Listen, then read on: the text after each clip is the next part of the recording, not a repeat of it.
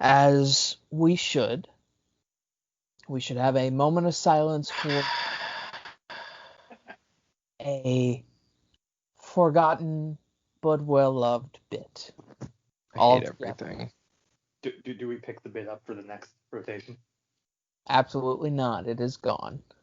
That's why we're going. Seems like a waste in the first rotation. Well, we can redeem it. I know. Next one. We can redeem it in the next rotation. Nah, it's over. It's done. I don't even fucking care anymore. Wow. Okay. Farewell, false name bit. You were beloved. Episode 0 to episode 8. I will always remember that time that Ben said the wrong Nintendo system for a Zelda game. And the comment that followed. Our first heckler comment. We love you. Farewell. Now, he's not a heckler. That's No, a perfectly good fan. A wonderful fan. Not all hecklers are bad hecklers. Not all hecklers are bad hecklers. I love that man. We love that man.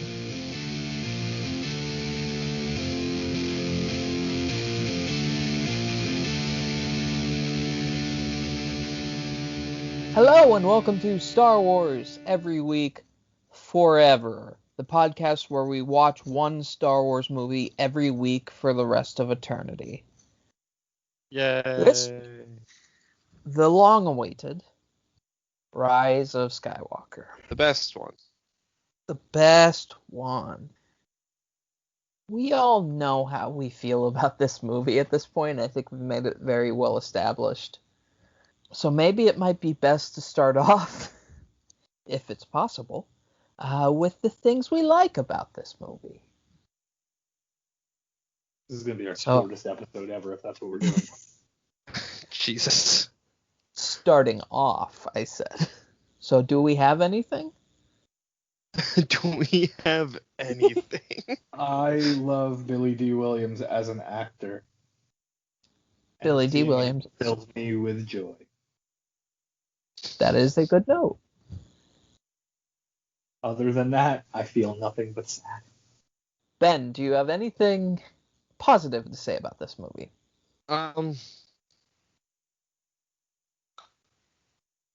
Well,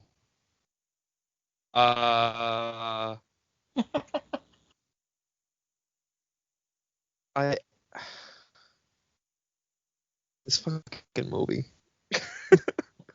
Would you like me to read my good notes on this movie? Yeah. Okay. First bullet point. Someone finally does the lightsaber boomerang thing in a mainline Star Wars movie. Guess that's cool. Second note. The dialogue and acting in the movie are really good again. Didn't realize that was missing in TLA. It works really well. That is the nicest thing I think I say. The writing? No, not the writing. The dialogue itself is good again because that's one thing JJ's. I also thought you said the writing, and I was about to start yelling already. No, I said okay. dialogue. No, dialogue. Still, though, the dialogue. We can get to this in a minute. I'm trying to do the nice things right now, Ben. Let's keep it positive. I don't want to be nice. We're not going to be nice for the next hour and something. Let me be nice for 10 seconds. Next bullet point. I like Babu Frick. I just think he's kind of neat. Next bullet point. There's a sloth alien. That's cool. Like sloths. Next bullet point. Ian McDiarmid still slaps. Next bullet point. Including all those Jedi from Clone Wars and Rebels was pretty neat. Feels like a reward. End of good points. Those are all the things I could muster to say good about this movie. By all the Jedi from Clone Wars and Rebels, do you mean just Ahsoka? No, there was Was Kanan in there? Yeah, I repeatedly rewinded to double check. Alright, that's probably the voice I didn't recognize for some reason, because there was one voice I was like, who the fuck is that? I recall, if I recall correctly, and I just watched the movie this afternoon because, I was already having a miserable day. I decided to make it that much better.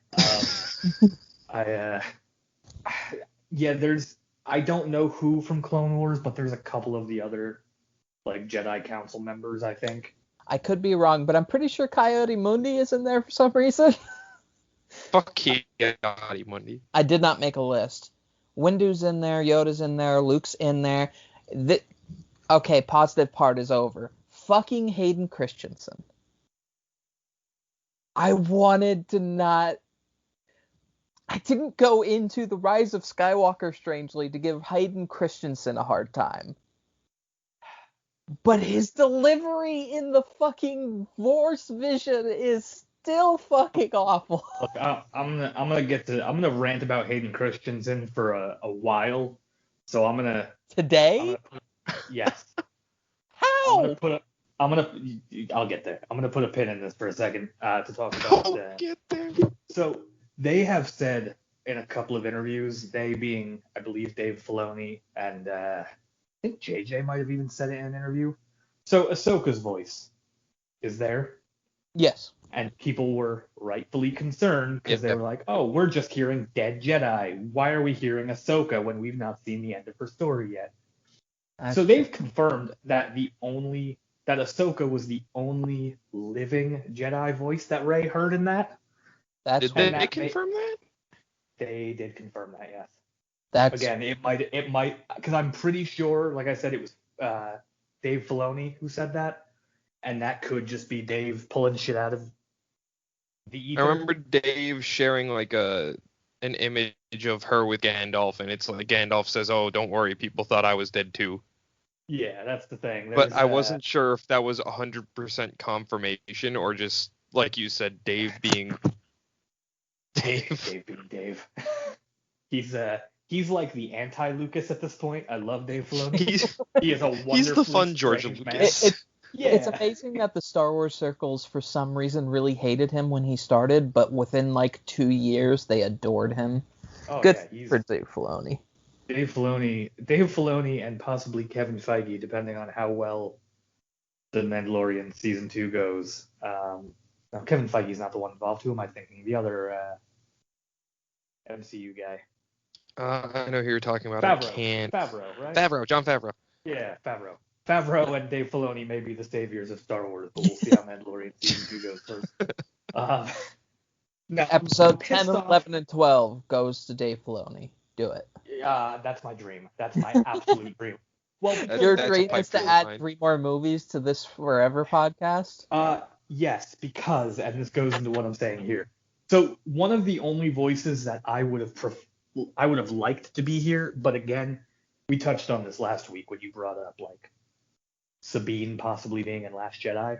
Mm-hmm. So with the way Rebels ended, they left shit real open-ended, which is why I was surprised to hear Ahsoka's voice in this movie. You don't hear Ezra's voice in this. No, you hear his masters, but you don't hear him. Yeah. But Ahsoka's not a master. Yeah, that's Ahsoka weird. no longer considers herself a Jedi. Even I, who has no connection or has not watched the majority of Clone Wars and has not watched Rebels, am aware that Ahsoka Tano is not a Jedi, is self-professed not a Jedi.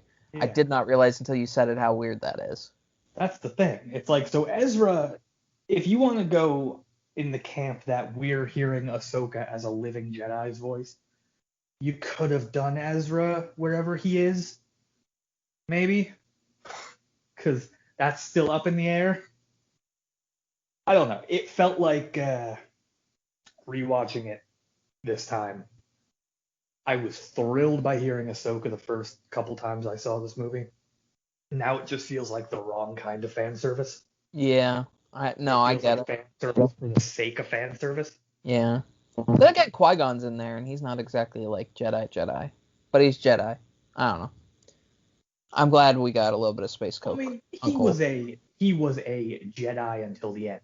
Ahsoka straight up said, "Oh yeah, a Jedi. I'm not a Jedi."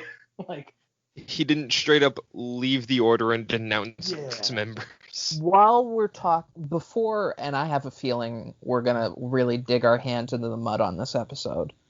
But before we do that, while we're talking about things that are kind of about the movie but not really, I want to talk about the soundtrack real quick. Oh man. We know, because of the For Your Consideration award listings, that John Williams recorded 3 hours of music for this movie, and less than a third of that got into the movie. And it's pretty obvious, especially when you consider that there are old tracks just put into the movie without being retouched or reworked. I bring this up because, reportedly, they re-recorded a new version of Duel of the Fates and did not put it in the movie. You can hear bits of it in the, it was either called the Duel or the Fate trailer for the movie. Like a small bit of it. And I'm fucking insulted that I don't get to hear that. Because if I remember correctly, the guy who was originally supposed to direct this movie, whose name I don't remember. The guy who did Jurassic World. Yeah, so it's, I mean, even as many issues as I have with JJ, it may be for the best that he didn't do this movie. His Be much script worse. leaked a while back. And, that leaked script has been floating around the internet for a while. And apparently there was a much longer saber duel that was supposed to be kind of similar to. Well, there was supposed to be a big epic saber duel, apparently. And The original director was Colin Trevorrow. okay. yeah. Thank you, Ben. That's all well and good, but the scoring of the movie didn't happen until well after the movie was filmed. So we know that there was a Duel of the Fates recorded well after Trevorrow was involved. So why did they take it out? Well, where would you have put that beautiful piece of music in this shit bag of a movie, Josh? You're not wrong. I Where want do you want to waste that beautiful composition on this dumpster fire of a fucking feature film? I just want to get it going. I want to get hashtag release the John Williams cut going. Release the John. I'm so sick of hearing cuts. Fucking Zack Snyder can go fuck himself. Yeah, fuck Zack So Snyder. hard. I want the 3 hour cut, the 3 hour music, just the soundtrack. I just want the soundtrack to this movie because it's the last thing John Williams will ever do with Star Wars ever. Like realistically, at his age. At his age? I fucking look. We're entering weird cyberpunk territory in this fucking world, all right? Who knows? We'll have John Williams head in a jar a la Futurama fucking composing music for Star Wars. He's in 88 20 years old, Chris. Yeah, fucking in a jar, just like Walt Disney. They're part of Disney now. They know how to do it. Just like Walt Disney. Oh my god. I just want the John Williams full score. That's all I want. That's all I want. It's just the full score to this I will movie. say, if you do ever go to Disney, do not approach any of the employees about Disney's head being in a jar, because I can speak from personal experience that they will be insulted. Ben!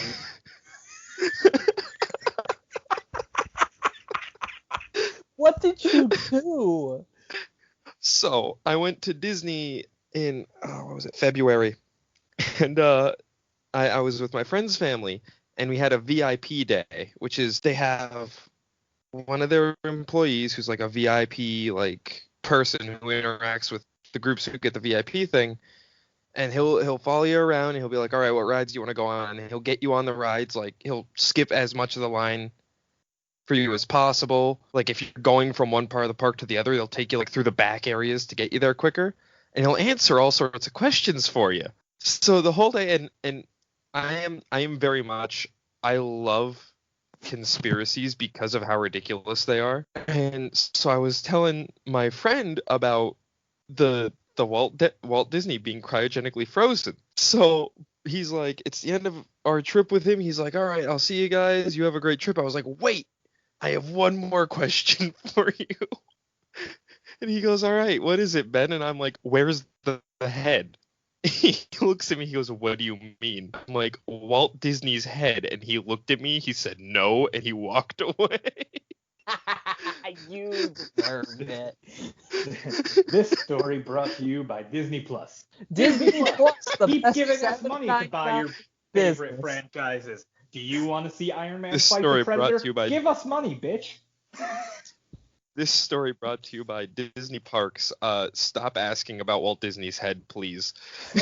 This they fucking this get that is question. this section of the podcast is for an advertisement for Disney Parks. Should it be open right now?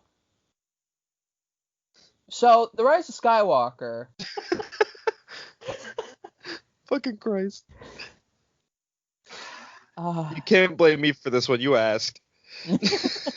So, the dialogue. okay, so what I meant by the dialogue. All I have to say to the dialogue is they fly now. Yeah. Yeah.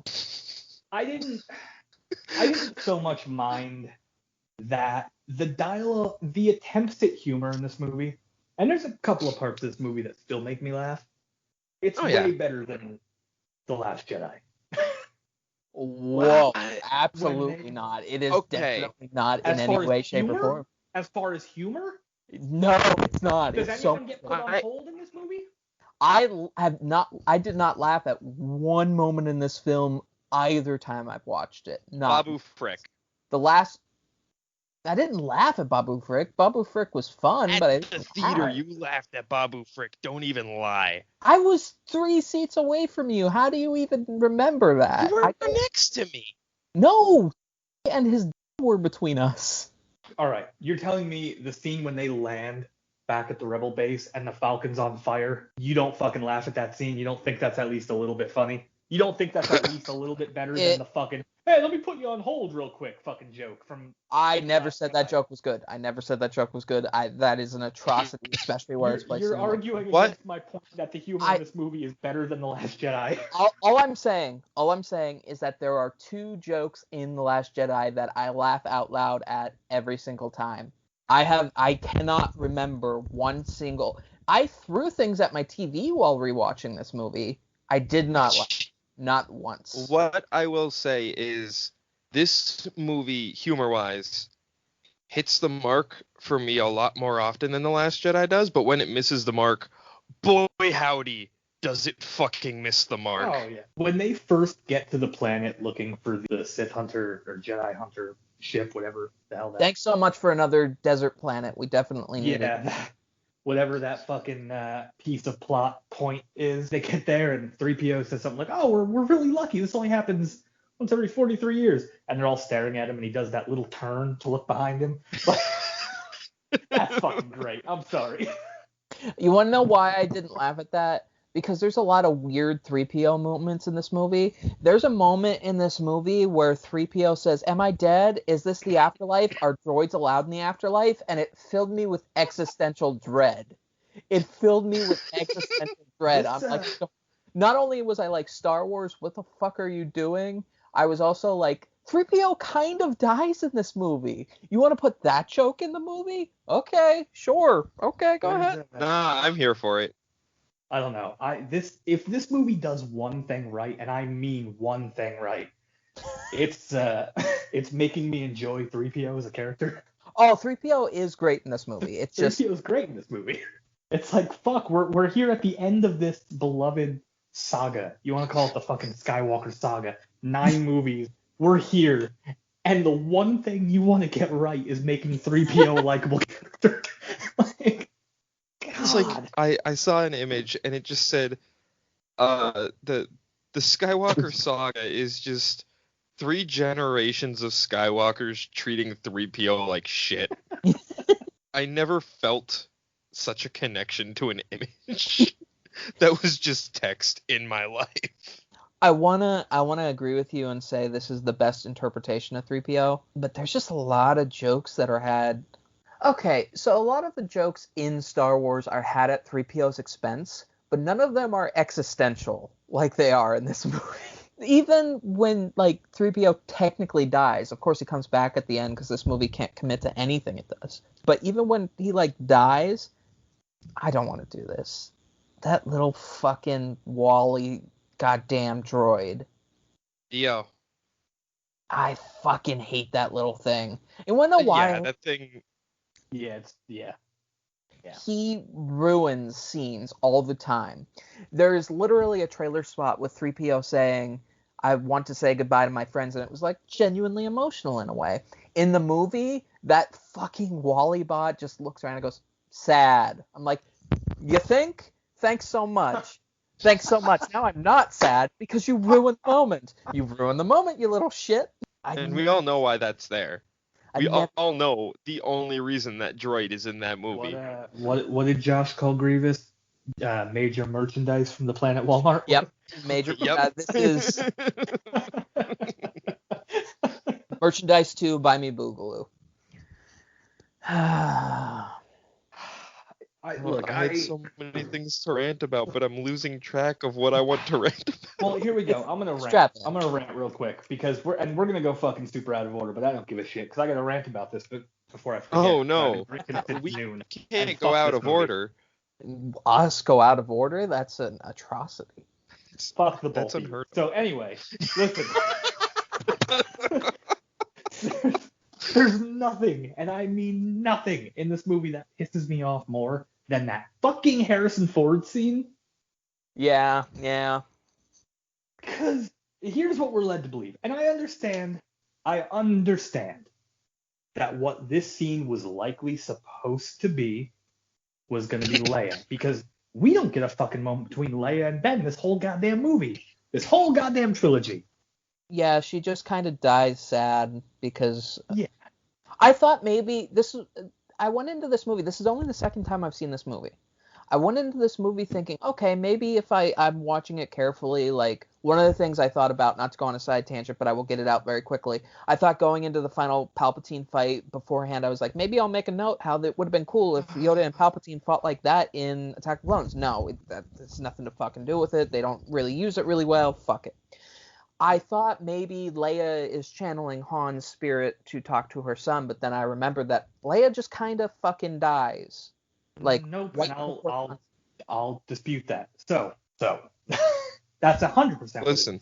Listen. Leia comes from a line of people dying from sadness. Yeah, I even made a note of just like. I even made a note of just like people in this trilogy just kind of fucking die. Like, Han is the only one who died from normal means of, like, all of them. Here's the thing that pisses me off. Clearly, and I say clearly, but fucking, who the fuck? Nothing is clear in this movie. Yeah. I assume what the original plan was, before what unfortunately happened with Carrie Fisher, is that this scene was going to be Leia and Kylo, or Ben at this point. And I assume it would have been them finally talking and them have their moment. And they had to figure out something to do. So their fucking idea was, all right, we're going to have Leia use the Force to make a fucking Han doppelganger to talk to Ben. But, okay, so here's the problem. I went into this movie thinking, okay, that must have been what happened. I'm going to rewatch and I'm going to see if I can put that in that context. She's already dead by then. So, like, then you have to assume that somehow she in the Force is so powerful that she can pull someone who is long since dead out while she's also dead to talk to a man in his normal form without even the visage of a. I'm convinced it's a fucking hallucination. Well, I really am.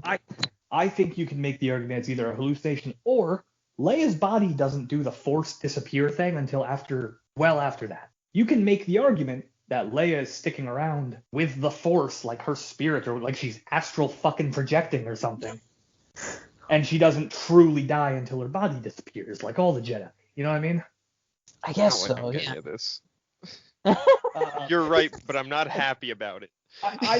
Look, I'm not defending it. I'm saying this is what fucking J.J. Abrams decided to do, and fuck him for it. Look. You have to literally bend over backwards to make logic for it. Yes. My fucking pitch, and this is why I'm fucking mad. I'm so mad. Because they make a point of doing it in Force Awakens, where Kylo has Vader's helmet. And then in Last Jedi, if I remember correctly, do you see that fucking helmet at all, that whole movie? I believe so. Maybe I briefly? think you do. Yeah, very briefly. Okay. They bring it back very strongly in this movie. He's looking at it and he's touching it and whatever. Fucking, you're gonna tell me all that lead up and you need something to do. Your idea was to drag unwilling Harrison Ford back to film another scene in a franchise he hates, rather than fucking get Hayden Christensen, who will do anything to be in a Star Wars project again at this point, I think. He's so who you ready. already had involved in this Yeah. because of the voiceover. You're telling me that wouldn't have been the perfect. And look, I'll fucking go even further because we've talked a lot about the redemption of Darth Vader, the redemption of Anakin Skywalker, what Lucas's grand idea was. I do not consider Anakin to be redeemed at the end of Yes. Return of the Jedi. This would have been the perfect fucking moment to have him appear as a Force ghost It would have and been turn the him Yoda back to scene the for this light. movie. Yes. That single-handedly, honestly, you could have left everything else. Maybe I'm going too far. I was gonna say maybe that single-handedly might have saved the movie for me, but probably not. But closer. We would have been much closer. Ugh. The entire time I was watching this movie, I was angry at it, but it felt like I didn't have anything to say. And during the week, I figured out why. I was angry on this rewatch of The Last Jedi because there was stuff in there that was not only salvageable but very good. Despite everything else, there was stuff that was salvageable in there and that was very good. You can make the argument that like Phantom Menace and Attack of the Clones shouldn't have happened. You can make the argument that The Last Jedi shouldn't have happened. Ben, Whoa. work with Attack me of the Clones here. is Work perfect, with and me. fuck you. Listen, I'm if it work weren't work with for me here. the Phantom No side Menace, tangent. Work I with me. wouldn't have my pod races, Josh, and my life would be that much more And meaningless. no side tangents. I'm trying to stay on point here. We're going to have a very long episode as it is. You can make an argument the story points of the trilogies that they are in that they should not exist. That is what I am saying. I cannot think of a single fucking thing in this movie that in any way not only fits the trilogy but is redeemable in any way. Like there is nothing here that if you take it out of the universe, the world is lesser for it. Even if it's just like terrible acting by Hayden Christensen in fucking Attack of the Clones. I'm glad that's out there. It's fucking hilarious. Or like acting that's so bad it's good that is in this series. I'm glad it's out there. I thought another thing that I thought going in this movie, I was gonna be like, well, at least I'll enjoy Ian McDermott. It's like they asked him to tone down the camp. They have him say do it in this movie, but it's in a different, softer tone. Yeah, that's not the most disappointing fucking thing on in the world, by the way. I'm like, why are you enunciating it properly?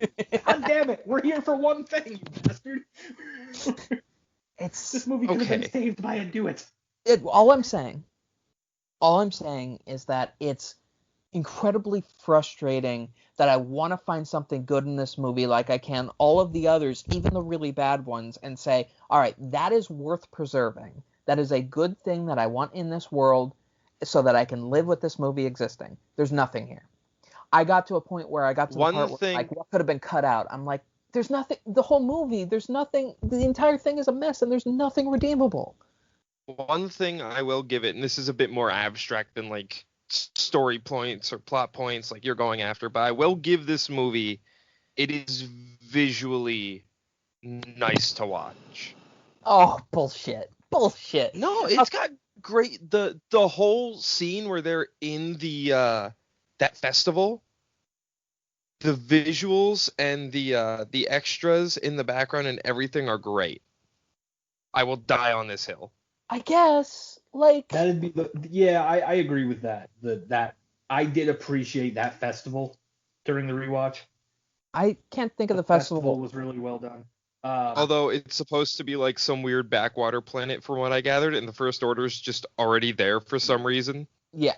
Oh, that's another rant, but we'll get to that in a second. There are creative decisions that I appreciate in this movie, like the opening with Palpatine.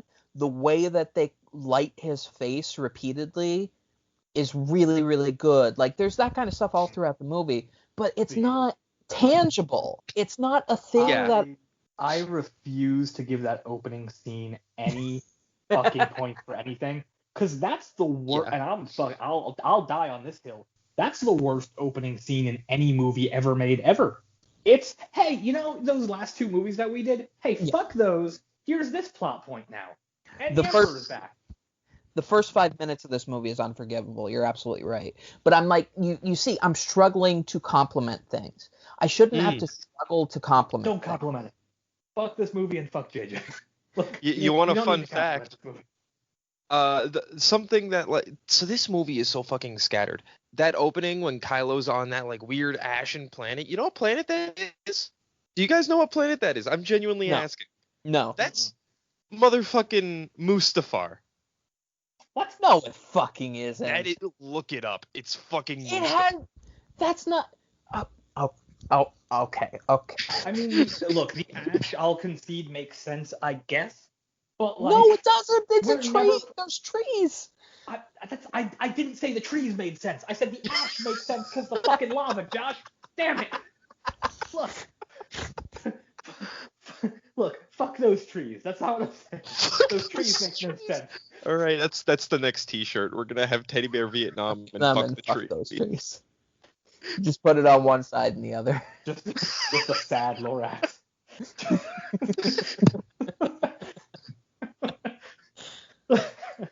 Look, that is the dumbest fucking thing I've ever heard. Which I mean, it's not. I guess how often have we seen the outer surface of Mustafar? Pretty regularly. Have we ever Pretty- in the expanded A universe? lot in Revenge of the Sith, at least once in Rogue One.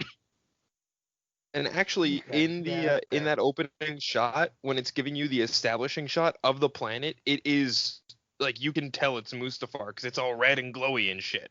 Because I But even then made a note. You go like, onto the surface and he's just like walking. Like I even And made a there's note. trees. Like you have to assume that Kylo glassed this world, which thanks for the beginning of the story arc. If that's oh god. Sorry, continue. Sorry.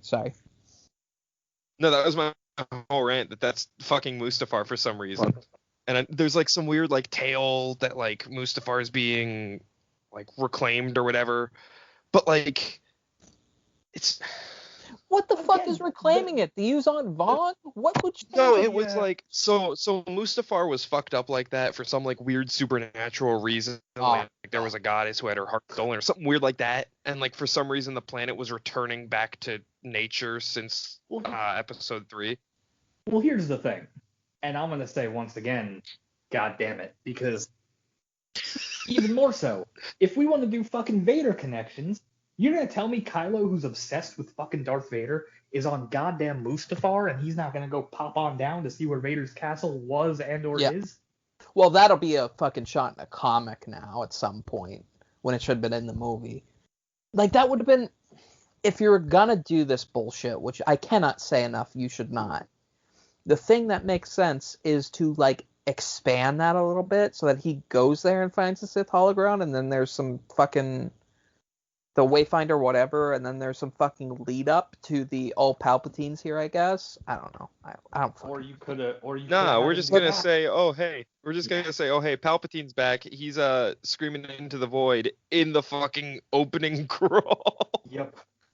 No, you could have. You're 100% right. You could have had it built up a little bit more. You could have had him find the holocron, and you could have had him hearing snippets of, Anakin's voice throughout, and that would have led up beautifully to the fucking scene where Anakin shows up and says, "Hey, maybe stop it." But no, Anakin's like, "Fuck it, I'm gonna just be dead forever and not say anything to anyone. My job's done. I killed some fucking kids, but hey, I threw the old guy down a hole and didn't actually kill him, so I guess I'm done."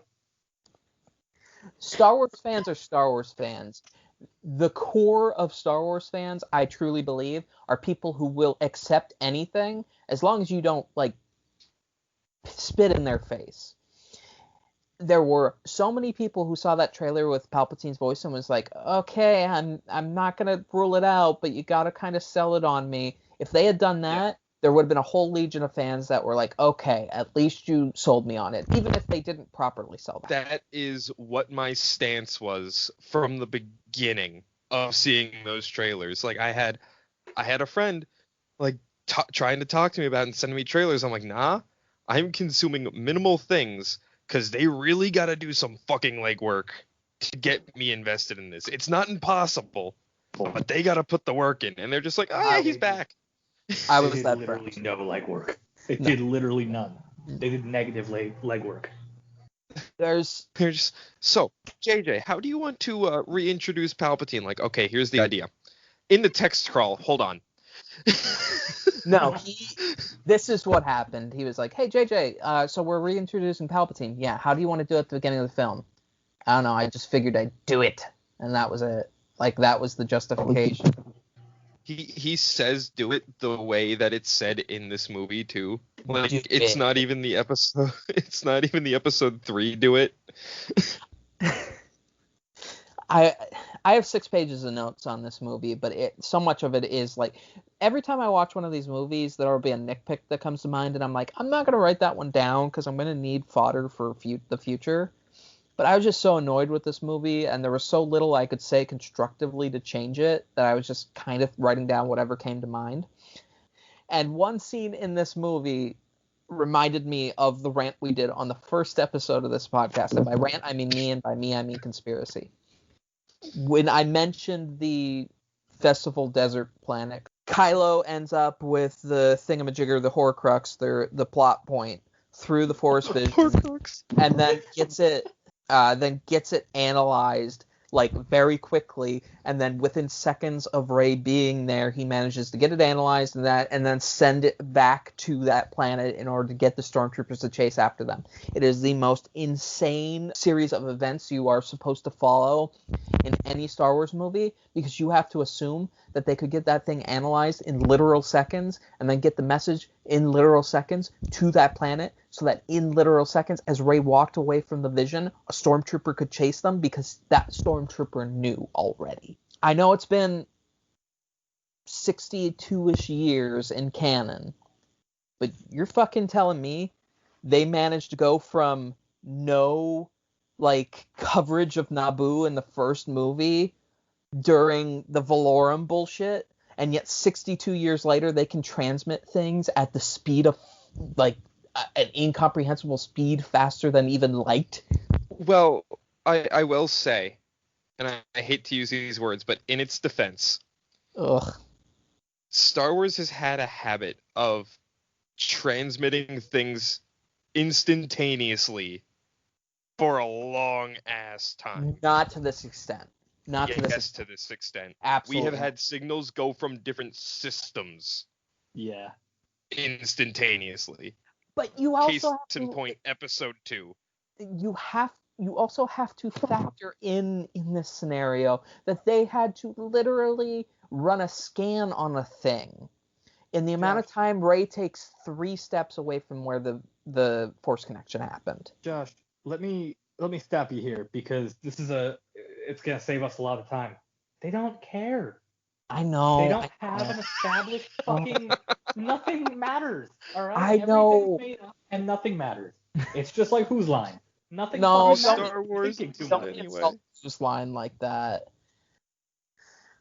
I understand Nothing that. matters. But what else are we That's the supposed problem. to talk about? Like, Well, here's something. So I have an issue, and unfortunately, this issue was accelerated by going through old message boards, which was a mistake. So this movie brings up an interesting point that I had forgotten, that I'm now angry about all over again. So there was an issue with a lot of Star Wars fans, and we've talked about those Star Wars fans quite a bit. They're the assholes who disliked Rey just for the fact that she was good at some stuff for seemingly no reason, which is not an excuse to dislike a character because people are good at things. My biggest issue with Rey has always been she could immediately and with no issue understand Chewie. And we're led to believe, like, all right, she's multilingual. I think there was some expanded lore stuff where she found some data tapes or something and listened to them when she was scavenging. And she also lived on a planet where very few people spoke Basic. Yes. But also, the excuse I've always heard most strongly, other than the data tapes thing, was that as a Jedi, as a Force sensitive, she can understand languages because apparently that's a Jedi ability that I've You want to know where they're probably getting that from KOTOR. I'm playing KOTOR right now, by the way. Apparently Star Wars isn't dead for me. I love how you bitched a couple episodes ago about not consuming any other media except Star Wars. Oh, I've and you watched decided to start playing another game, and it's Star Wars. In that game, you start out knowing all kinds of weird languages, and it's because, spoilers for Knights of the Old Republic, a 2003 release game, you are Darth Revan. Wait, no, I'm not done playing it. Spoilers for a game that came out when I was 9 years old. Wait, I seriously haven't finished that game yet. Ben, you already know. You're Darth Revan. So what you can assume is that you've had a lifetime you don't know about to learn these languages, not because you can learn languages through the fucking Force. Apparently, through some digging, that's something that they have seemingly established in some expanded universe stuff, is that the Jedi at least have a comprehension of languages to a degree. I guess that makes sense. The argument. That's always been the argument with Rey is, oh, of course she can understand them. Because, apparently Finn didn't understand Chewie in Force Awakens. Yeah. But he kind of learned, which makes sense at least, he learns the language a little bit. He learns, Sherwook, although I don't remember that being an easy language to learn necessarily in the book. No, very few know it. Yeah. But then we get to this fucking planet, and that fucking theory's blown out the fucking window, because Rey doesn't understand the fucking kid talking to her, and 3PO has to translate. So fuck, apparently she just knows this goddamn fucking rare language that barely anyone speaks, but she can fucking speak Sherwook. Cause fuck anything. Apparently nothing makes sense anymore. Nobody cares about fucking anything. I know last episode we talked a lot about how Rian Johnson was not paying attention to The Force Awakens, and that's still absolutely correct. I don't know if J.J. Abrams was paying attention to his own fucking movie a lot of the time in this. Obviously, because he spends the first 5 minutes of the movie just saying, hey, fuck that previous movie, let's focus on this one. Obviously, he doesn't know or want to acknowledge The Last Jedi. I'm sure Disney literally told him that he shouldn't. But there's setup that he does in The Force Awakens that he absolutely ignores throughout the entirety of this fucking film. All the time. At all times. The idea of, and this is also another side tangent because we're always going to come back to fucking Palpatine. Apparently so is Star Wars. Palpatine sent bounty hunters after his son or daughter and their partner or whatever the fuck. They show a flashback. I need to go on a rant. But continue. They show a flashback where it's the son or daughter or their partner saying, I don't know where, while they were talking about how they didn't know where Rey was, saying, I didn't leave Rey on Jakku. So you're fucking telling me that the former emperor of, the galaxy didn't hear them say in a panic, I didn't leave her on Jakku, and then go fucking check Jakku? I understand. They don't care.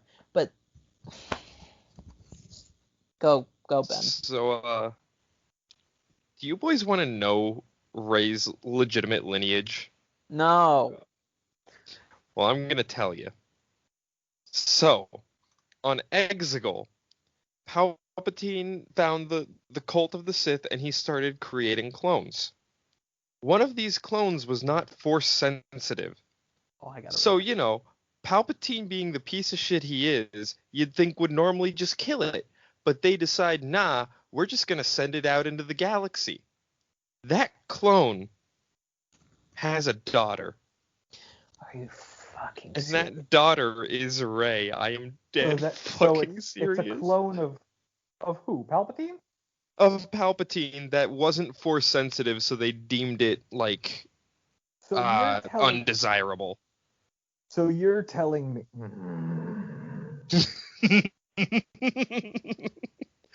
Where did this bullshit come from? I'm trying to find the source because I heard it from a Star Wars content creator on YouTube. I've heard it from several of them, actually. It came from a book, I believe. It might have been the novelization. I've been waiting for this book. Let's give Ben a moment to find a source. And let's talk about the other thing that's really annoying about Exegol. I'm going to rename in regards to Star Wars Chekhov's gun and just call it Snoke's clone. He has dozens of Snokes fucking ready to be released at any given time, and he did nothing with them in the final fucking battle.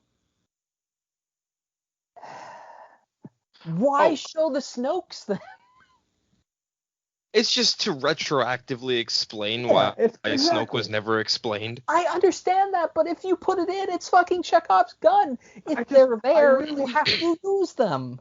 I would have respected this so much more if it was just Palpatine walking through a hallway like, ah, yes, here's my hallway of discarded plot points.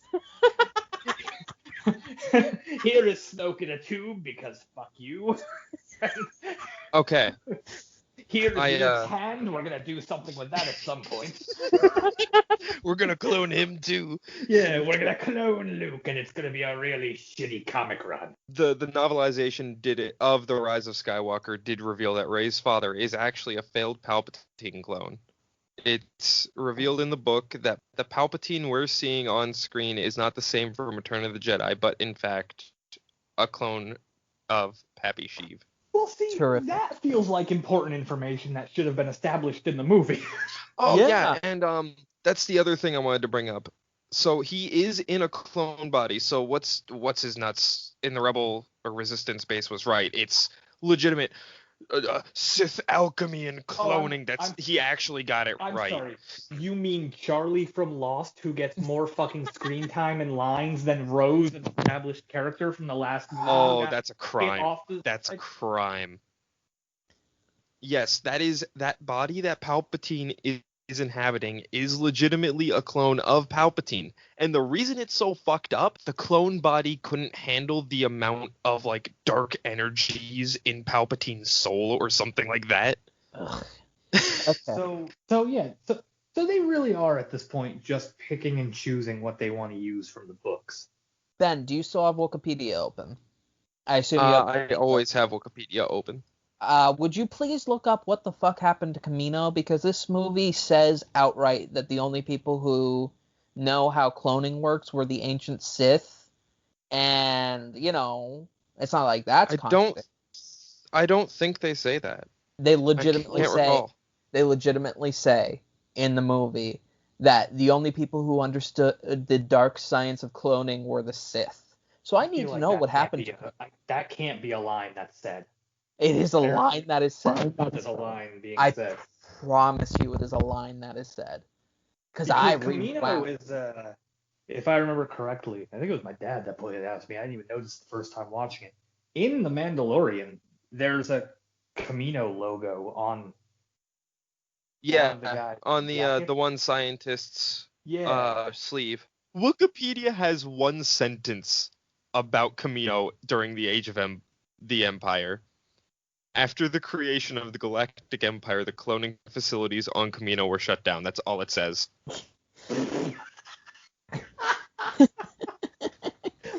Along with a quote that's from a clone trooper, so it's not even that relevant. I bring this up because The Force Awakens, a movie that director J.J. Abrams directed, also references a clone army. So I went back. Someone said something about they should use a clone army instead of the in The Force Awakens. Instead of the stormtroopers.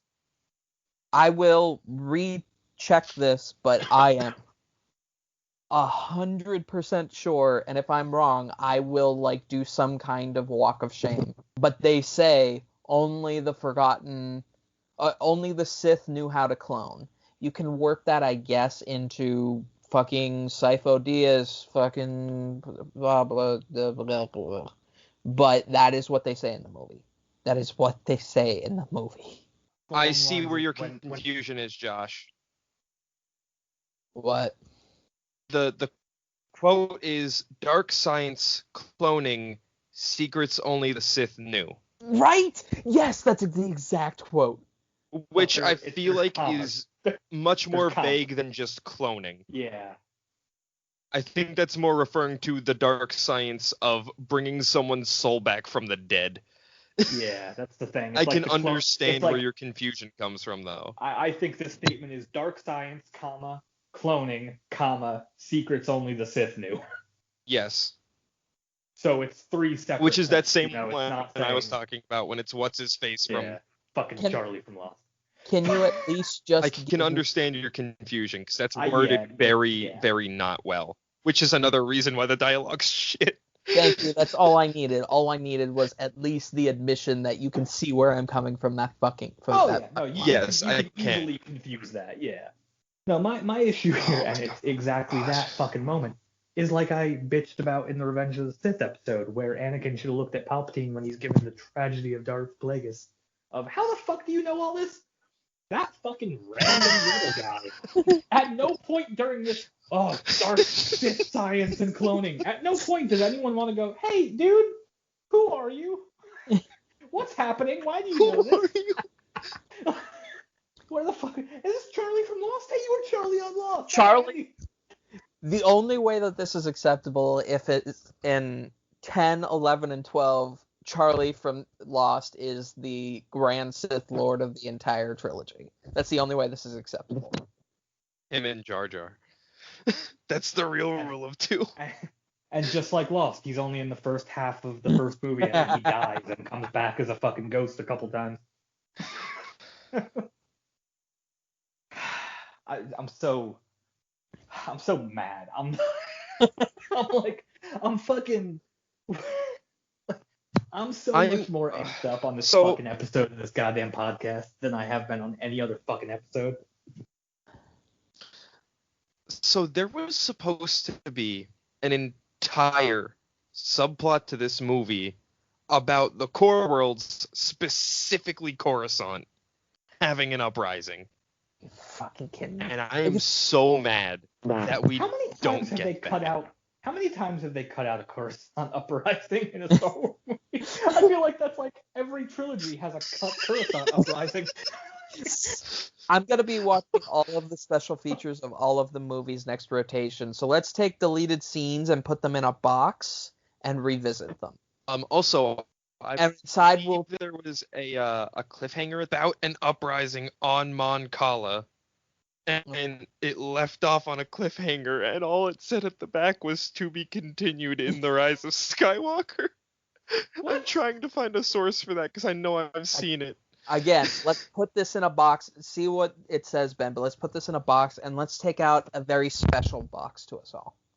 Let's talk about something that will specifically anchor us, this podcast, that they did in this movie.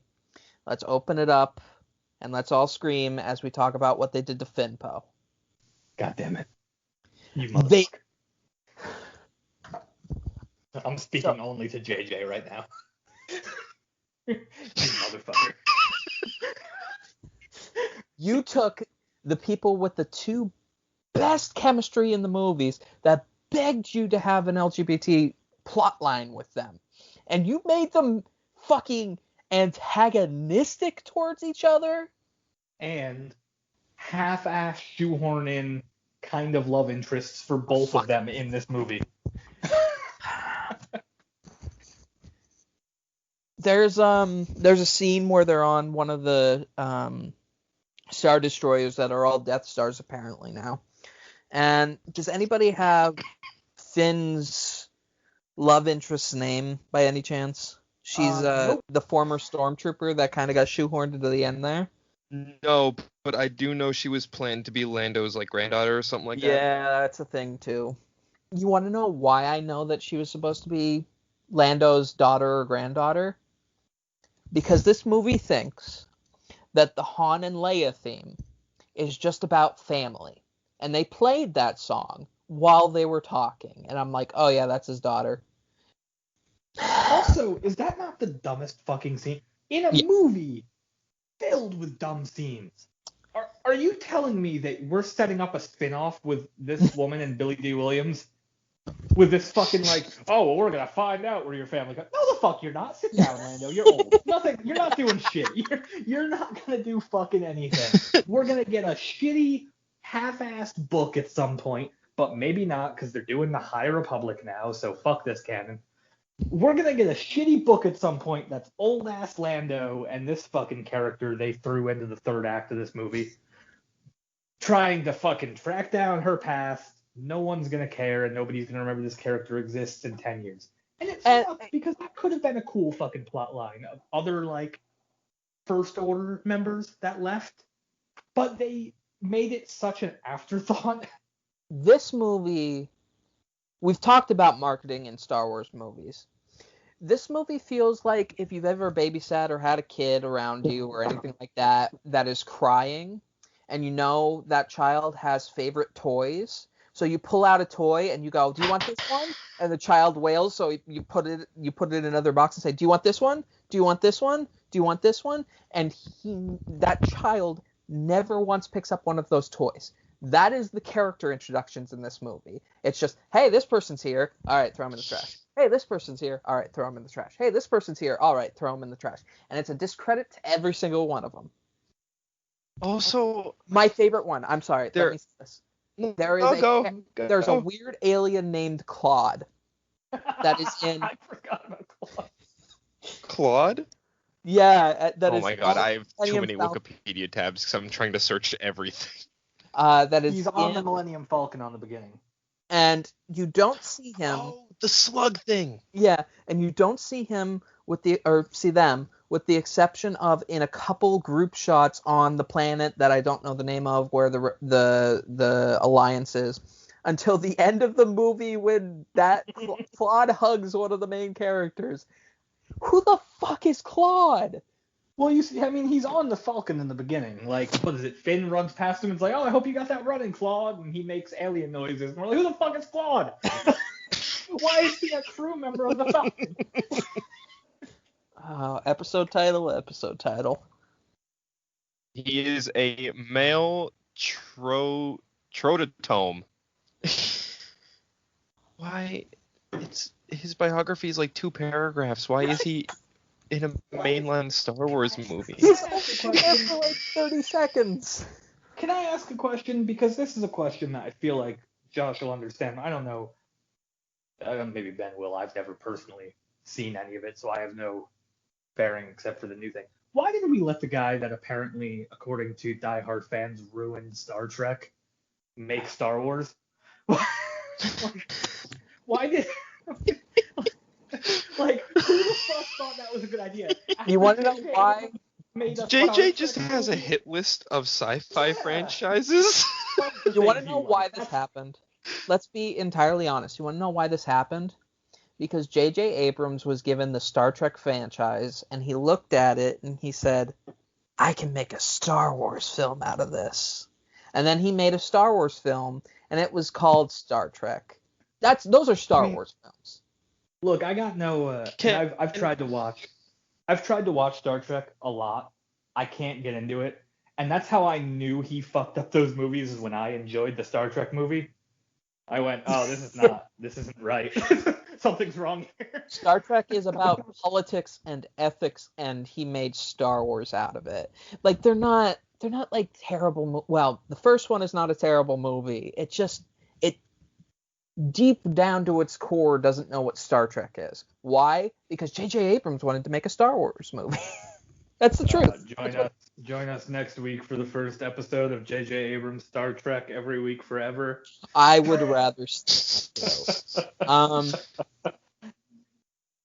and you want to know what the worst part is? He kind of just rips off A New Hope in that movie too, and he kind of rips off A New Hope in a bunch of scenes in this movie too, because there are scenes from A New Hope that are just straight up lifted and put in this movie, like at the beginning when Kylo puts back on the helmet, because of course he puts back on the helmet because he's subservient, he's not supposed to be the main villain anymore, and he walks into a fucking boardroom scene, and they do the same fucking scene as in A New Hope, except instead of just choking him very brutally, he picks him up and throws him against the ceiling, and that's it. Oh, you mean the scene where he walks in with his Knights of Ren and throws alien Mark Hamill's head on the table? Yeah. Yep. Yeah. Wait, what? Alien Mark Hamill. Mark Hamill did the voice of that alien. I had no idea. Yeah. I should have. but I didn't. It sounds like every Mark Hamill voice ever. And I love Mark Hamill as a voice actor. He's an incredible voice actor. But it Chris. sounds like slightly Eastern European Joker. Chris. What? Are you telling me that you and I have both watched this film and you blame me for not picking up on something in it? It goes a million miles a minute. It doesn't have a slow scene until an hour and 15 minutes in. The only way I blame you for this is that as much as I love Mark Hamill as a voice actor, he does the same voice for every character. Oh, yeah. It's the same voice. I knew immediately when the fucking movie started and that alien spoke. I was like, that's Mark Hamill doing his Mark Hamill voice. A couple of things. One, Hux is the traitor? Oh my fucking god. I'm not even going to get into this. But I will say, the new Nazi man, I am fucking insulted that they named him Pride. No, not The most famous Pride is Kitty Pride, and she's Jewish. Fuck you, JJ. I don't look. I can vilify J.J. Abrams for a lot of things, but I don't think he went into this movie and went, what? Fuck Kitty Pride specifically. I'm not saying he did. I'm just saying fuck you anyway. Fuck Kitty Pride specifically. Number 2. So we have that whole not extended shot, but that way longer than it needs to be shot of Kylo Ren remaking his helmet because apparently his story arc ended too quickly, so we have to pretend like it never happened. No, his story arc didn't. He's supposed to be the villain, and JJ was like, "No, I'm not making him the villain. I have to have him kiss Rey." Well, no, but I mean, like his character. That I feel like him breaking the helmet was a symbol of his character progressing. Yes, yeah, that. And JJ's like, "Nah, we're putting it back together." It was literally him saying, "I found Palpatine. I'm subservient now." J.J. Abrams doesn't understand the meaning of character development is the problem. And what the hell happened here? We have to fix this. Oh, no. I cannot be convinced otherwise than the fact that this movie takes place in the same universe as Planet of the Apes. Because that monkey man who puts together the helmet just every time gives me Planet of the Apes vibes. And you can't tell me that's not. You can't create a conspiracy theory like that and not have anything to back it up except this. Give me the deleted scene where Rey buries the lightsaber and turns around and sees the Statue of Liberty. Okay. Can we talk about that for a minute? Can we talk about that? God, do we have to? We absolutely have to. You said the worst scene in this movie was the beginning. I would contend that it's the end. The entire story of Rey was that she was a girl trapped on a desert planet afraid to leave. And at the ending of the fucking trilogy, you have her go to another desert planet to live out her life. She starts and ends in the same place. That, to me, is the most insulting thing about this movie. Because not only does it fuck everybody's story arcs up, the one person who, even in this movie, had some semblance of a semi-okay plot, put aside fucking Palpatine, put aside all of it, the one person in this entire movie, in this entire trilogy, that was treated well. And you have her end in the same place where she began, those same depressing roots. To me, that is the systemic problem with this entire movie. You're right. That's not even the worst part of that situation. Well, Skywalker, yeah, but that's not even what I mean. No, that's not even the worst part of that situation. Like, I don't know why it's and I'm not going to say I'm the first person to have this thought, because it's certainly not an original thought. Is that not the most disrespectful thing, if you want to honor that fucking lightsaber, is burying it on the fucking planet that Anakin couldn't wait to fucking get away from? Yes. And Luke. But also that lightsaber killed children and committed genocide. Fucking, you brought that up, and it made me laugh so goddamn hard, is literally the scene where Rey is holding up that dagger going, terrible things have happened with this dagger. She's holding terrible things illuminating the fucking lightsaber that murdered children. And then on top of that, on top of this entire bullshit, they do They end another trilogy on Tatooine, and she stares off past a lady into the twin setting suns. And they play the Force theme instead of Binary Sunset again. Again. Again. Yeah, look, I was real mad by the end, and my wife can attest to how mad I was at the end of this movie when we were sitting in the theater. I didn't think it could get worse, but I thought I was gonna have a fucking stroke when that old lady shows up and it's like, "Oh, I haven't seen anyone around these parts. What are we doing? What's happening? Damn it! What are we doing? I hate this franchise. What have you done to me? J.J. Abrams, no more. Fucking Lost, it was terrible. Fucking Super 8 was super disappointing. You fucking piece of shit, Star Wars. Oh, why have you done this to me? Poe's love interest is Zori Bliss. She I just seemed need fine. to share that because that was a question that was posed. The woman who played Back into Wikipedia. Poe's love interest, perfectly great acting. I appreciate that they decided to have some of her hair look messy inside of that helmet rather than giving her perfect helmet hair or take her helmet off at any given time. Again, though, like, she's just shoehorned in there. My issue with that character is they did the class, and it can't be an issue anymore because I should just fucking, it's my fault for not expecting this from Star Wars. The actress whose name I can't remember made a point of saying for like a fucking year and a half before this movie came out, oh, my costume's really cool, my character's really cool and really important in a way that you won't expect, and like they were fucking building this character up and I expected more, and then this fucking character was pointless. This character was literally just there to be like, hey, Poe is straight. Like, It's not even, like, the character seems perfectly fine. Like, if I got more content involving her that was away from Poe, I'd be fine with it. Like, I have no problem with her. she's It's another just, it's like, random underworld kind of armored scoundrel character. I mean, she's this movie's Boba Fett, Captain Phasma, DJ character. oh, you can't even say that because there's 7 of those characters in this movie. Well, yeah, that's true. You want to know what's more? Jenna. Okay, that's the name Is of her name Finn's love interest. Finn's. Yeah. Like, again, I would say the same things about her. She just got added into the movie so late that you really didn't get to see who she was. But, like, again, it's like throwing away new toys. Like, okay, this person's here. Okay, this person's here. Hey, see that person? Her name is Rose. She was in the last movie. Throw her away. Like, it's just... Well, it's just Jenna has the same problem as Zori, where she has so much potential of character. Like, this is a character I want to learn more about, but she shows up halfway through the last movie of a trilogy. Yeah.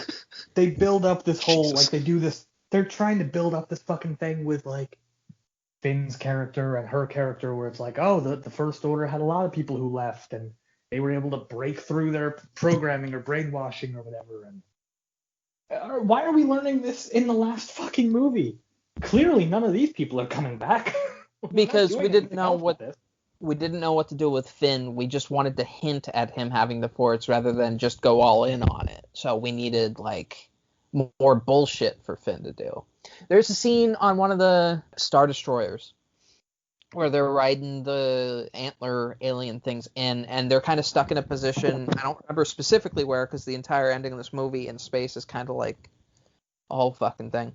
But, like, Rose is like 40 feet away from Jenna and Finn, and Rose is like, don't go, and then Finn is like, we're going, and they start running in the other direction. And I feel like that perfectly encapsulates the Rise of Skywalker's relationship with The Last Jedi.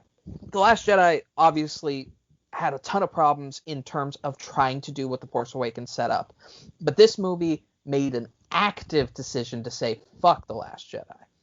Another thing, we were just talking about Poe. We're talking at length about Poe. The entire arc of Poe in the previous movie is about him maturing into being a general rather than a hotshot flight junkie.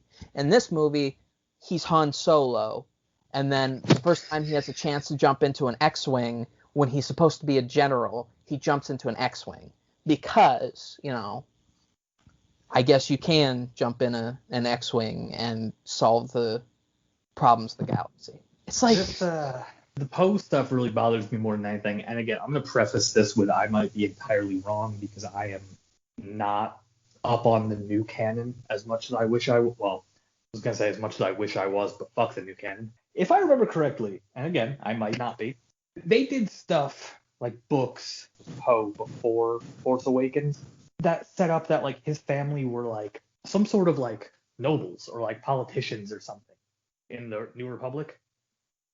And I believe then he like went so, off yes. to go join the rebellion. Or this movie shits all over that. Yeah. And it's just like, no, he was just like a spice runner, fucking whatever. Spice runners, the things we can't decide, spice in the Star Wars universe where we can't decide how bad of an illicit drug it is. Or no, wait, Sometimes it's like a really bad drug, and other times it's like, it's whatever. It's not anything crazy. both of his parents served in the Alliance to restore the Republic. yeah, this is like, you're absolutely right. I can't find. I feel like they were some kind of like super important, They were like you said, part of- nobles, but Yeah, They were weren't part like of the nobles, Republic, they were if like- correct, like politicians. Yeah, they were like they were kind of like- rebellion heroes. yeah, they were rebel rebellion heroes. Heroes who transitioned into standing with the New Republic, if I remember correctly, and then all the Yeah. other shit happened in the new canon with Leia and the First Order rose, and that's so. But like, regardless, they seemingly shit all over that in this movie. Oh my god, that's terrible. So, in Star Wars Resistance, the main character who Poe takes under his wing is the son of a very important politician in the New Republic. So they're straight up just trying to do the same story arc with the same two characters twice. I need to read this paragraph from Poe Dameron's Wikipedia page.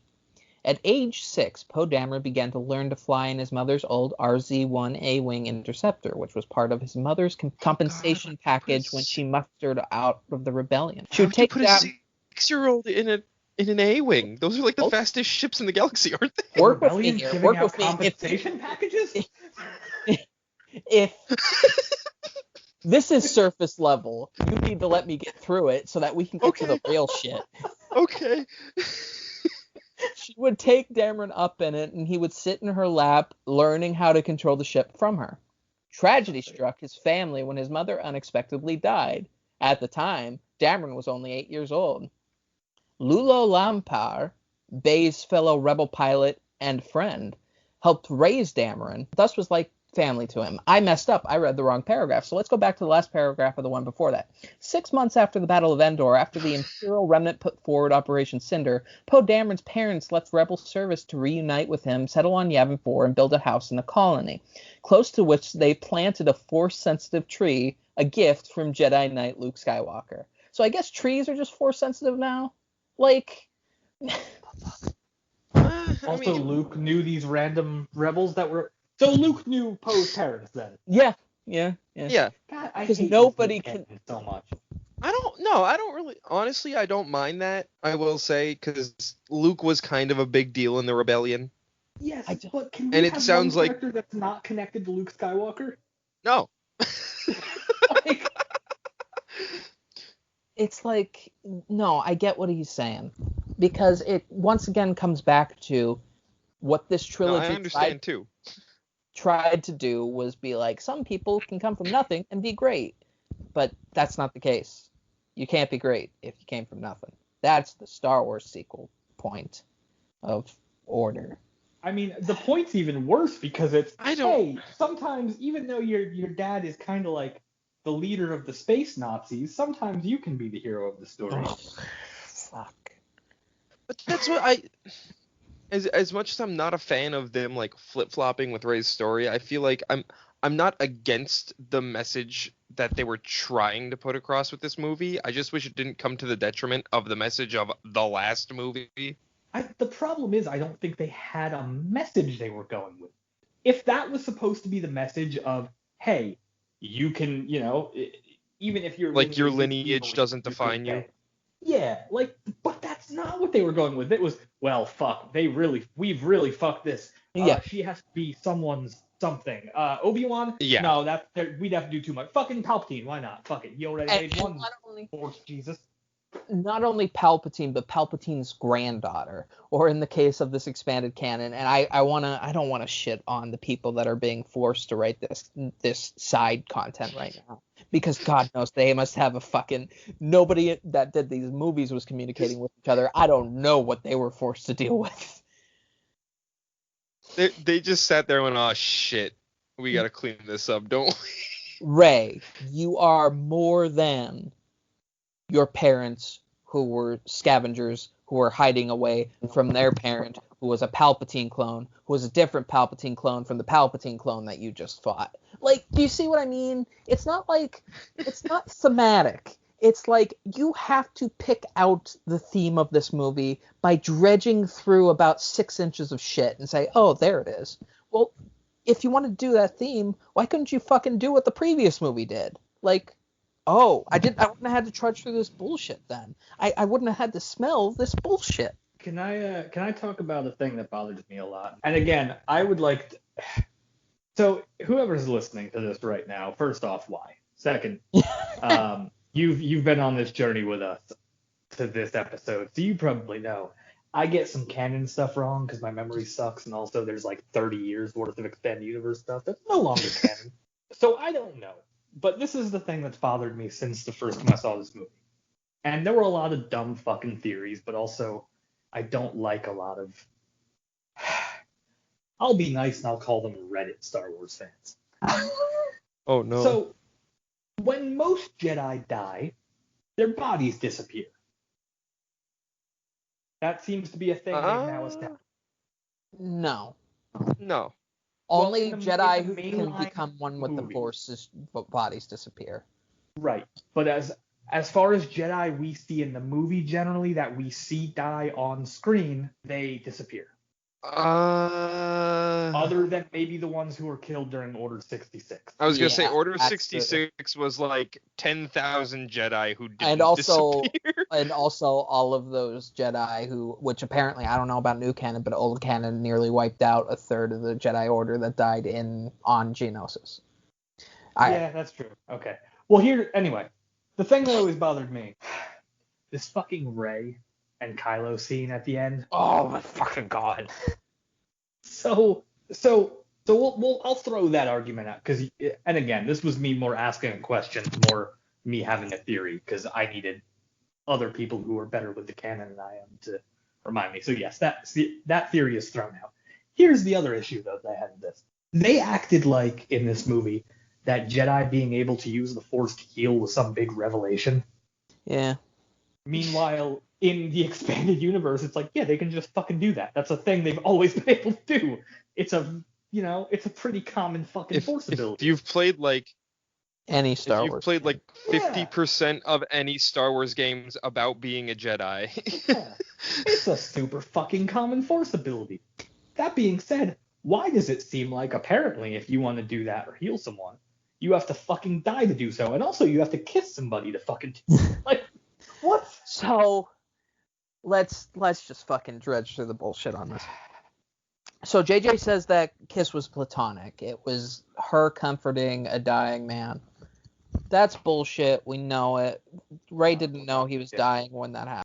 That said, Ben, I don't know if I'd say Rey didn't know he was dying.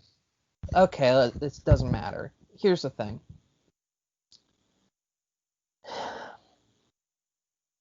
Ben, last episode you said I don't have a problem with Reylo. I'm going to tell you why you should have a problem with Reylo. I don't want to shit on the shippers. If you enjoy writing something or if you enjoy content, do it.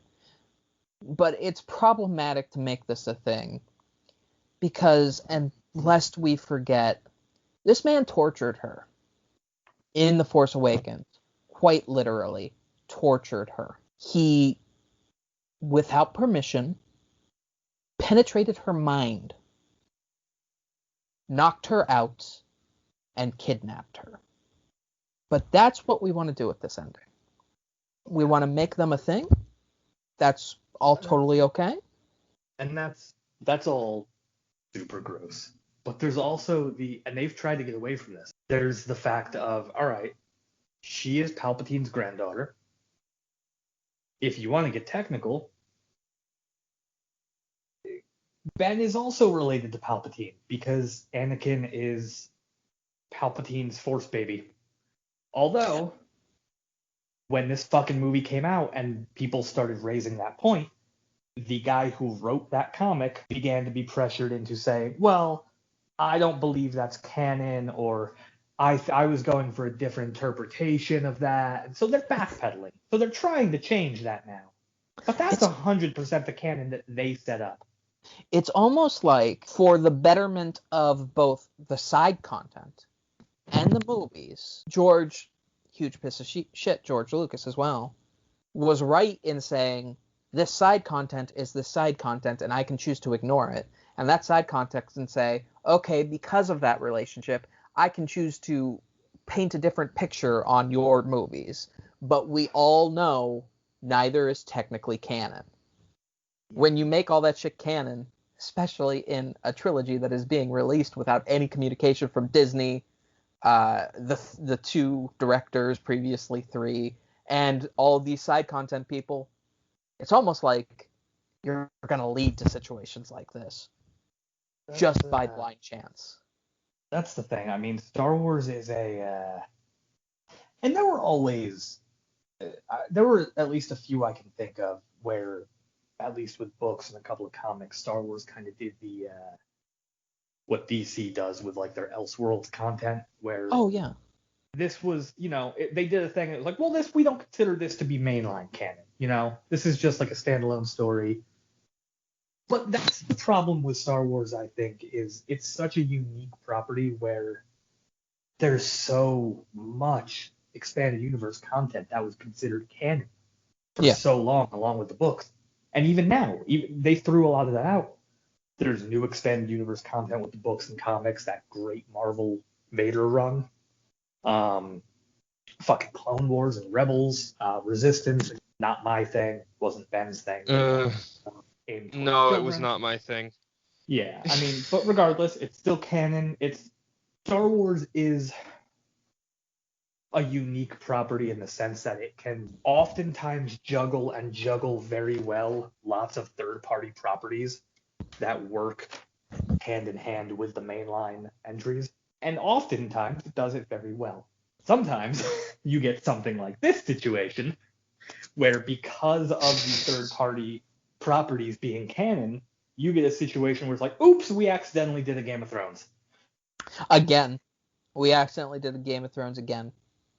Again, yeah. Thank you, George. See, that's the thing. And I've said this before. I have always believed Star Wars to be a storytelling device, the last of the semi-free storytelling devices where people from all walks of life can take it and make something in it. It's the last of its kind because trademark bullshit. And even to this point, trademark bullshit is a thing. That said, when you combine the two, when you make everything to the side canon, you lose plausible deniability. And the plausible deniability of that panel of Palpatine making Anakin as a baby kind of fucks everything up. Wasn't that canon in the old universe, though? It was implied. It was not canon. Yeah, and I mean, that comic where they made it very explicitly canon, that was only, 2-3 years ago at this point? It was right after The Force Awakens came out, yeah. Yeah, well, so longer, but again, I'm bad at the time, so that's, let's not lose the point through the grass, though.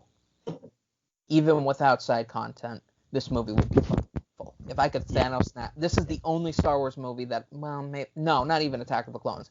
This is the only Star Wars movie that has nothing in it that this is the only Star Wars movie that has nothing in it that would protect it from me from being able to just Thanos snap it out of existence. Yeah, I mean, and I, my wife and I had a discussion earlier about this, like talking about kind of like the legacy of the Skywalker saga, as they're now referring to it as. She has an issue with, she doesn't want to watch Rebels with me or Clone Wars, even though her favorite character is Darth Vader. She loves Darth Vader, finds him fascinating, thinks he's the best character. And I've told her a lot of his best moments are in Rebels. He has some great moments in Rebels. I think it's fucking unforgivable that you can call this the Skywalker saga and you can have him be such a looming character in the background and not have Anakin show up in this movie. Well, I didn't think that until I watched The Force Awakens again. There's a note in my Force Awakens watch where I just say, man, they did a big fat fucking nothing with this whole Vader subplot, didn't they? If they had just made Kylo fucking Ren the bad guy in this movie and then redeemed him at the end of it, you could have gone down a route that made fucking sense. You could have. And it also seemed like, But and I might need Ben to help me with this because I have a problem remembering specifics. If I remember correctly, they set up, it may have been Rebels, almost as much as you said it being an asshole, it very much was true. They set up almost a Horcrux situation where Jedi and or Sith could leave parts of their soul in an object and like somehow live on through that. There was a lot of rumors talking about that with Vader and the helmet going into this movie. I don't recall anything about like breaking up someone's soul. Sith Harry holocrons Potter. did. Yeah, Sith holocrons did that in the old canon. No, that wasn't a portion of their soul though. That was just. No, It wasn't because so that's much a how. portion of the soul. It was using the Force almost like they do with the Force ghosts, but it was almost living on through an object and being able to basically do what Palpatine did. Yeah, where he made a clone. That's what with happened his with soul Quell and Droma. essence, essentially. That's how the Sun Killer happened, and that's what happened with Quell Droma. Yeah, that was Okay. I remember hearing a ton of fucking rumors about that going into this movie, with it being called Rise of Skywalker and everything. They were like, fuck, they're gonna make an Anakin clone. And I remember the first time I heard that going, well, that's gonna be awful. And then that stewed for a while, and I was like, fuck, that'd be cool. I really hope that's what they do. I think the perfect world for me is you throw this movie in the trash. I could just end the podcast on that. You throw this movie in the trash and you do Kylo the bad guy, the main bad guy. And you keep the Coruscant uprising and you kind of focus on that and you focus on retaking Coruscant and, Kylo and Rey battle at the end. And you introduce some kind of moment where you can have the Kylo redemption with a vision of Anakin Skywalker, like you said earlier, saying, hey, I fucked up. I was really bad. I'm still paying for my sins here. You need to figure your shit out. And then he dies and he's redeemed and so on and so forth. Like, I think it would have been the same fucking thing if you brought back Vader. But you had to address it at least. Yeah. That's in a movie filled with my personal misery. This is what this fucking movie is. Honestly, the most unforgivable thing about this movie to me is the lack of any kind of Anakin appearance. It would have been perfect. Like, you have that instead of Han, you have Kylo talking to Anakin, and I mean, literally in the movie, pretty much back to back, you have that scene with Rey talking to Luke as a Force ghost. Would that not have been fucking perfect? Where you have the cut back between Ben talking to Anakin and Rey talking to Luke. For the image of this movie, it would have, yes. Yeah. But, we can't have good things in this movie. Yeah. I love the fact that within the span of, what is it, like 40 some years, maybe 50, Palpatine still hasn't figured out how to turn off his lightning when it's being shot at him.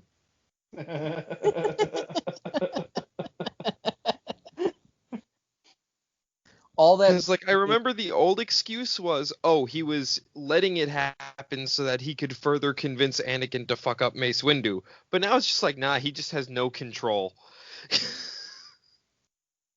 Now I wish, do the same scene. Fuck it. Keep the movie the same. Do this entire movie the same way. Switch around because this is obvious. Instead of playing Rey's theme when all the Jedi are, because this is a legitimate complaint, now I'm gonna shitpost.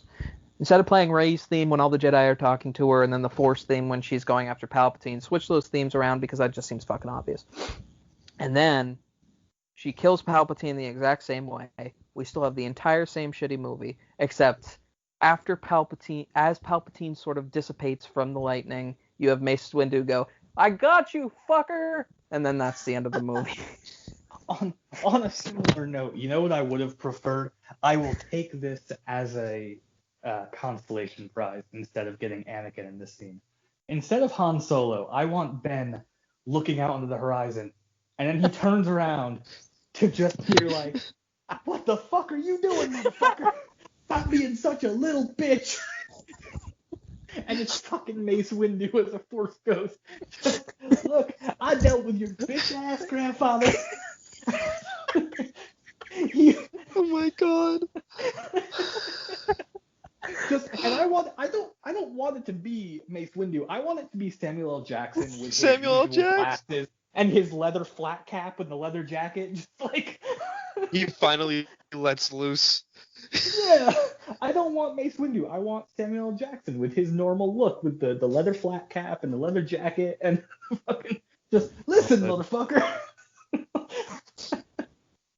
Oh god, this movie makes me sad. In conclusion, I'm sad. Also, so Palpatine's plan was, if I'm understanding this correctly, either A, have Kylo Ren kill Rey, and then that I still don't understand why he needed Rey dead so badly. He wanted Rey to kill him. She was not a direct threat to him while she was on Jakku. No, he wanted Rey to become the new rule of one person. Because he didn't anticipate getting better. He didn't anticipate because he knew if he kept going into a clone body, it'd get fucked. Also, he didn't anticipate that his clone body would survive longer. The only reason why he was able to fight back in that entire scene was because of the Force bullshit between Kylo and Rey. So that makes sense. Yeah. Let's also this. So the whole all of the Sith live inside of me, and when you kill me, my spirit and all of theirs will go into you. That's some new bullshit, right? Oh yeah, yeah, and that's what I was getting to. That's some bullshit. Palpatine wants Rey to kill him, but then she kills him and it doesn't work. No, because maybe he had to be willing. No, here's the way I understand it, and I'm not defending this because Palpatine shouldn't have even been in this fucking movie. The only thing that JJ did this entire thing that made sense was that Palpatine finally was admitting that he was just going to make a rule of one. It was just going to be him or Rey. It was going to be one or the other to live forever. But in his mind, it was Rey because he could not survive it because he barely had fingers anymore. And then she like didn't kill him and then tried to and then didn't kill him. And by the time he had to fight back because to convince her to do it, he was like, "Oh, my fingers are growing back. Okay, I guess it'll just be me. Fuck you." And then lightning. That's what happened. That said, it's all bullshit. Like, that is the thought process of the movie. The actual movie, like, is there a rhyme or a reason to it? No. Of course not. It's just, this is what the movie thinks. Do we agree with the movie? No. Do we understand it? Yeah, it thinks we don't. We do. I don't know. It's a mess. It's all just a mess. I will say, if there's one thing I enjoyed in this dumpster fire of a fucking movie, it's that I really enjoyed the What would you say, minute and a half of redeemed Jedi Ben that we get before he gets killed with no dialogue? No dialogue. He just fucking. He literally gets no dialogue. Oh no, I'm sorry. He says ow. He says ow when he jumps down in the hole. Well, there's the only good thing they do with Kylo Ren this entire movie is that fucking shrug. That shrug's pretty good. I like that shrug. Well, that's what I'm saying. That's included in the minute and a half of redeemed Jedi Master Ben, or not Jedi Master, but Jedi Ben before they kill him with no dialogue. I figured it out. There is a moment I laugh in this movie. I just remembered.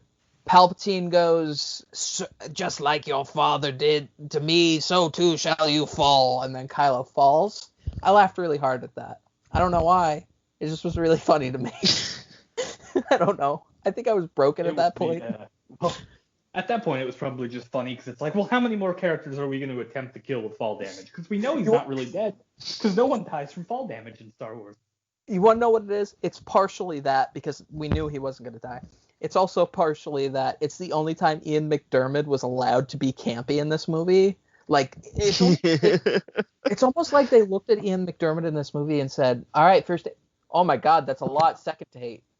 Third, oh my God, Ian, try a fourth, rather than just letting him be campy as shit, which is terrific. But that's the one line where he just goes insane, and it's fantastic. Okay. All right. Any last thoughts?